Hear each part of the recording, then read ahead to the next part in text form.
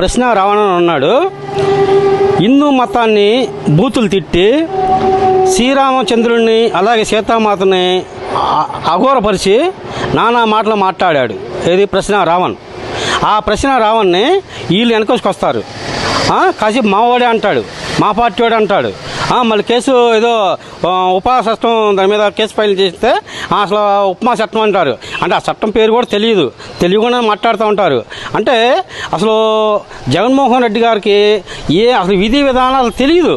కాసేపు మావాడు అంటాడు, అసలు వాళ్ళకి మాకు సంబంధం లేదంటారు. అంటే రాంబాబు గారు కూడా అదే అంటున్నారు, ఆయనకే సపోర్ట్ చేస్తూ ఉంటారు. అంటే మీకు హిందూ దేవుళ్ళు అంటే మీకు పడదా? హిందువులు అంటే మీకు పడదా? చెప్పండి. మీకు అది మీకు కాన్సెప్ట్ మీరు అదే అయితే చెప్పండి. రేపు ఓట్లో కట్టాలి రండి, మేనిఫెస్టోలో పెట్టరండి. మాకు హిందువులతో పని లేదు, హిందువుల దేవులతో పని లేదు అని చెప్పేసి మీరు మేనిఫెస్టో పెట్టరండి. మీకు ఏ స్టాండో తెలియదు. ఏ స్టాండో లేకుండా మీరు 3 రాజధానులు అది అని చెప్పి చండాలంగా మాట్లాడతారు. కాబట్టి మీరు అంతేకండి.